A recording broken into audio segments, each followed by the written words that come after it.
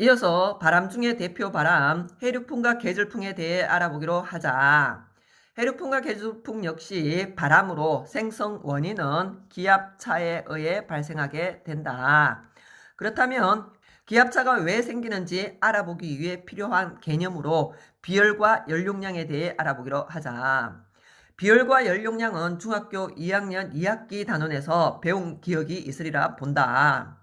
비열이라 함은 어떤 물질 1kg을 1도씨 올리기 위해 필요한 열로 육지와 바다의 비열을 비교하면 물로 되어 있는 바다의 비열이 육지보다 크다.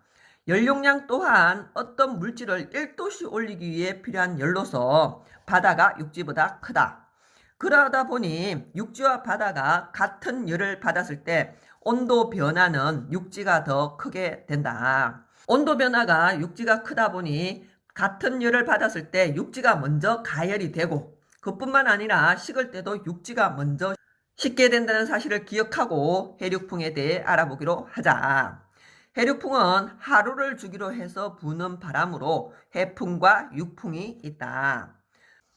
바다와 육지가 있을 때 아침에 해가 떠서 둘을 가열한다고 할 때 연용량이 작은 육지가 온도가 먼저 올라가게 되고 고온이 되는 반면 바다가 저온이 되면 기압 차이가 생기고 고온의 경우가 저기압이 되고 저온의 경우가 고기압이 되면 바다에서 육지 쪽으로 바람이 불게 되는데 풍량은 항상 불어오는 쪽을 기준으로 얘기한다고 했다. 바다에서 바람이 불어오므로 이 바람을 바로 해풍이라고 한다.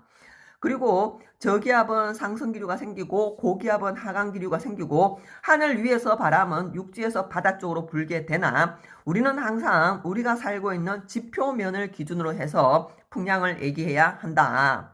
그래서 해가 떠 있는 낮에는 바다에서 육지 쪽으로 해풍이 불게 된다.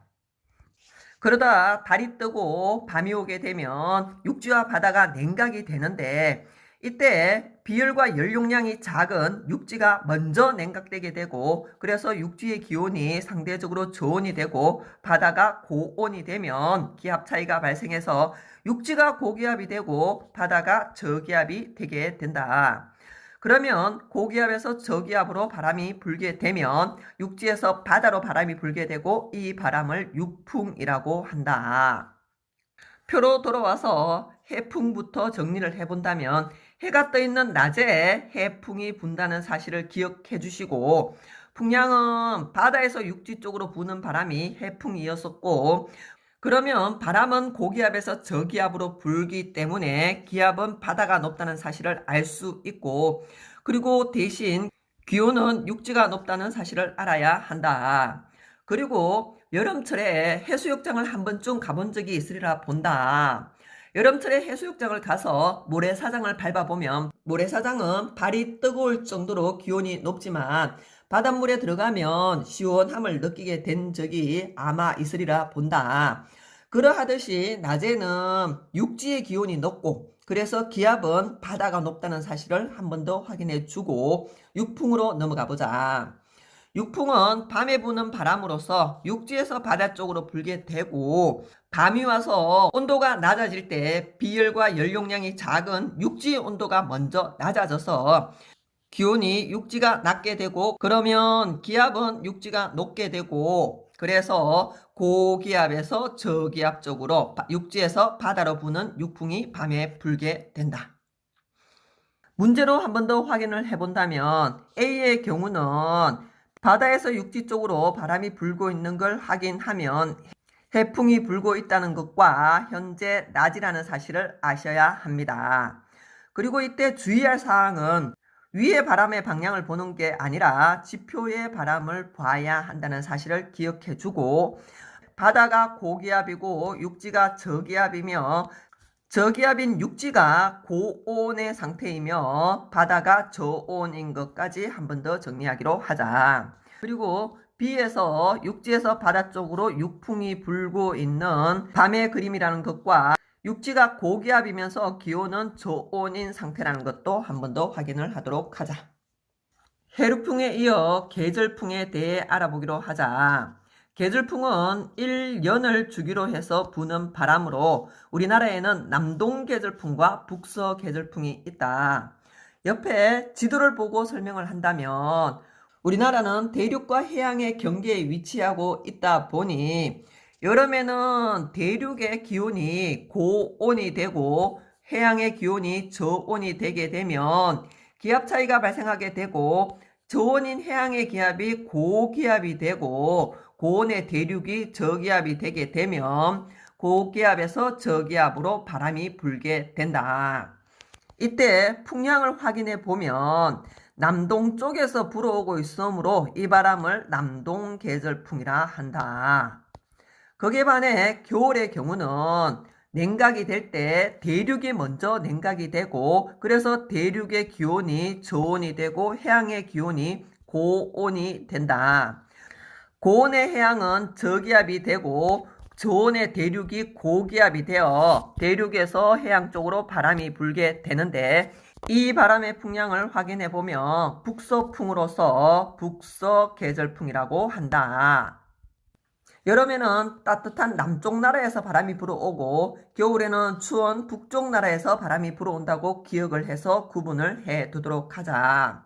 옆에 표로 돌아와서 한 번 더 확인을 해본다면 남동 계절풍은 여름에 부는 계절풍이었고 북서 계절풍은 겨울에 분다고 얘기를 했다.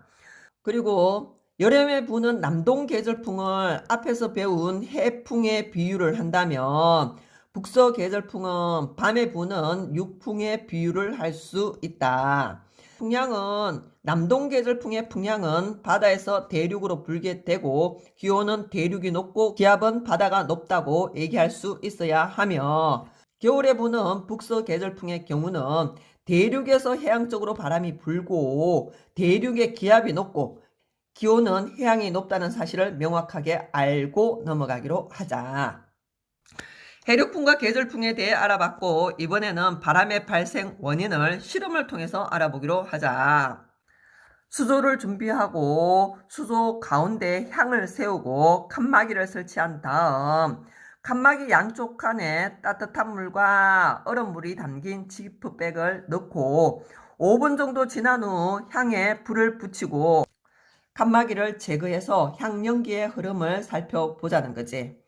자, 이렇게 했을 때 따뜻한 물이 든 쪽이 고온이 될 거고 얼음물이 저온이 된다는 사실은 알 수 있고 이렇게 기온 차이가 생기면 기압 차이가 생기게 되어서 따뜻한 물이 들어있는 쪽이 저기압이 되고 저온의 얼음물 쪽이 고기압이 되게 되면 이렇게 기온 차이에 의해서 기압 차이가 생기게 되면 바람은 고기압에서 저기압으로 불게 되고 향연기가 얼음물에서 따뜻한 물 쪽으로 불어가는 걸 볼 수 있다.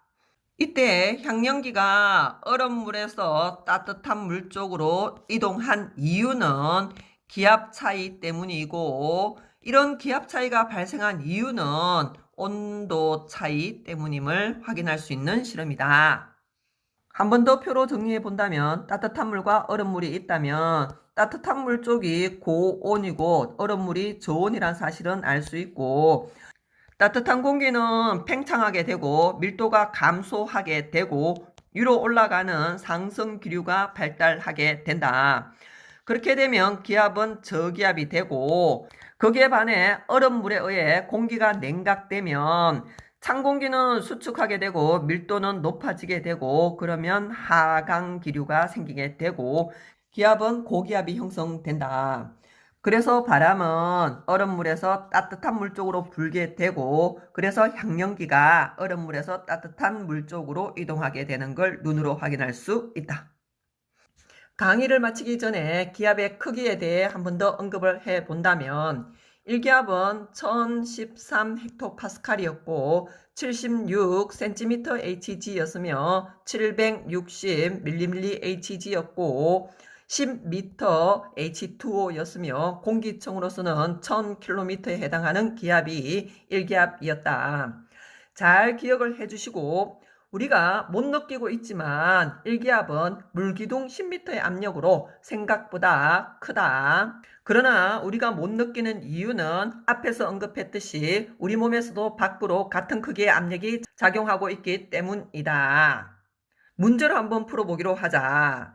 바다에 수심 10m인 A 지점이 있다고 할 때 이 지점에서 압력의 크기는 얼마일까요? 하고 물었을 때 물기둥 10m라고 해서 1기압이라고 대답하면 안 된다. 해수면 위에 공기층이 있고 그 공기층에 의해서 기압이 1기압이 있고 물에 의해서 또 1기압이 작용하고 있기 때문에 수심 10m인 A 지점에서의 총 압력은 2기압이라고 대답해야 한다. 여담으로 한 가지만 더 얘기를 한다면 토리첼리가 물이 아닌 수온으로 실험을 한 이유도 알 수 있다.